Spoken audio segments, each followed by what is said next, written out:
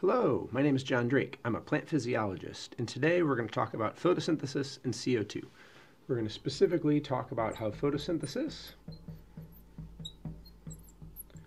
responds to changes in the CO2 concentration of the atmosphere, specifically elevated CO2 concentrations in the atmosphere, driven by a recognition that CO2 concentrations have been rising in our atmosphere through the Industrial Revolution from human use of fossil fuels and deforestation and other things that release CO2 into the atmosphere.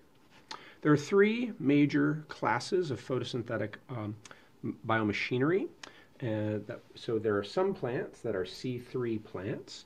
Nearly every tree and a high proportion of the species on the planet use a C3 photosynthetic pathway. You can often think about this as like normal photosynthesis, where the first molecule fixed by a photosynthetic reaction is done by a protein called rubisco, and it makes a 3-carbon compound. There are also C4 plants, where PEP carboxylase fixes CO2 into a 4-carbon compound. This is some of our highly productive crops like corn use a C4 mechanism. Lots of tropical grasses use a C4 mechanism.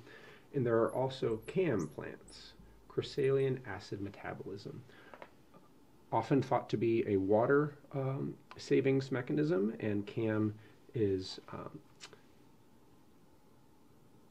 used in many desert plants. So if we're going to think about the CO2 responsiveness of these different kinds of photosynthetic reactions in response to elevated CO2. So as a physiologist, the way we often study this is we clamp a leaf in a machine and measure photosynthesis under environmental conditions that we control. So here is a gas exchange machine with a light source, and here is an experimenter putting a little plant inside of that chamber that they will clamp that chamber closed. Notice that there are lights and the environmental controls in that chamber. I think that's blueberry. And using a machine like that, we can do a really important measurement in photosynthesis research, and that is an ACI curve,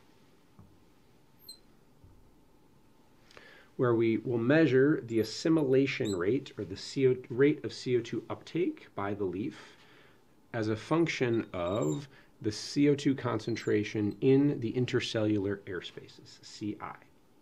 This is like an in vivo enzyme assay, where we vary the concentration of one of the substrates of a chemical reaction, and then we monitor the rate of that chemical reaction.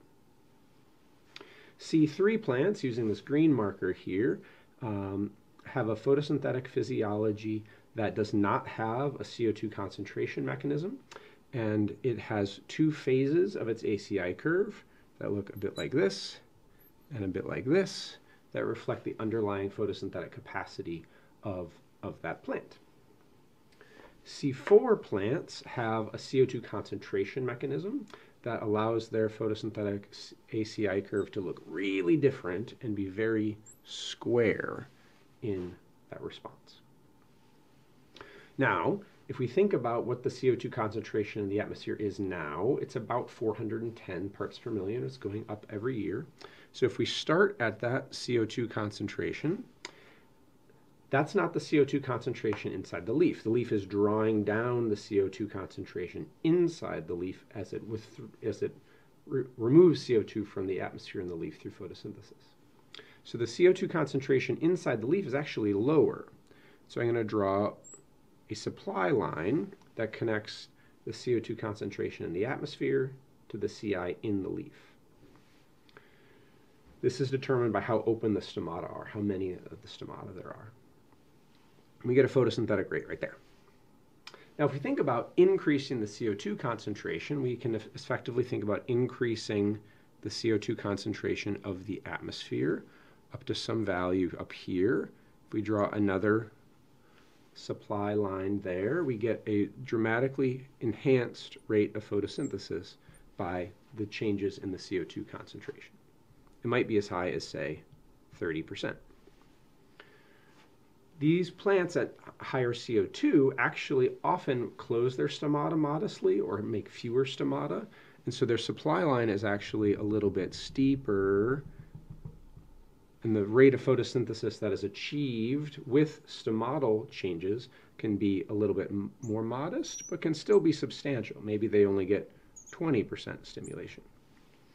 So a C3 plant exposed to elevated CO2 can have a strong stimulation of photosynthesis and or can have a stimulation of photosynthesis and water savings by closing their stomata. If we think about really how different that is for a C4 plant, their demand curve is going to intersect up in the top part of their curve and up in the top part of their curve here, where there's very little CO2 responsiveness of photosynthesis, where the change in assimilation rate under elevated CO2 is really small, if even measurable, maybe like 2%. And so the CO2 responsiveness of C3 plants is often quite large and enhanced relative to the CO2 responsiveness of C4 plants. And that leads to some predictions. Like in a mixed grassland where we have both C3 and C4 grasses, we are expecting elevated CO2 to increasingly favor the C3 grasses. Doesn't always happen that way. Some experimental results that have come out, but that's our default expectation. For C4 plants, we expect little stimulation, except if they're really drought stressed and they close their stomata and they start operating in this part of the curve where there's a much stronger stimulation of photosynthesis by CO2. Okay, what about some desert plants? What about some like desert cacti that are doing Cressalian acid metabolism? How do we draw their ACI curve? Well, frankly, we often don't, right? So recall that photosynthetic measurements like these are occurring in a lighted chamber during the day where we can control the environmental conditions right outside the leaf. But a CAM plant is doing its CO2 uptake from the atmosphere at night and storing that CO2 as often in the vacuole. There are different kinds of CAM plants, but one common one is to store it as malate in the vacuole. And then during the day, they close their stomata and utilize that malate as a source of CO2. They still absorb light and do standard photosynthesis, but we can't really measure it with the same sort of techniques. So we expect that CAM plants have the lowest CO2 responsiveness by elevated CO2 because they're essentially just taking CO2 at night, and they very frequently fill up their entire reserve at night. So they can only store so much malate in their vacuole. They fill up their tank at night. With elevated CO2, they might fill up their tank a little earlier, but we don't really expect very large stimulations of photosynthesis by elevated CO2 in CAM plants. So in C3 plants, the stimulation can be large, let's say a 20% stimulation of photosynthetic rate plus water savings. C4 plants are going to get much less, maybe as much as a 5%, if even that.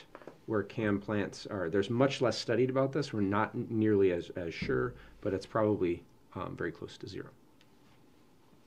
So I hope that this has been an instructive reminder of the photosynthetic physiology of plants in response to elevated CO2 and how that might differ for the different photosynthetic pathways of plants. Thanks very much.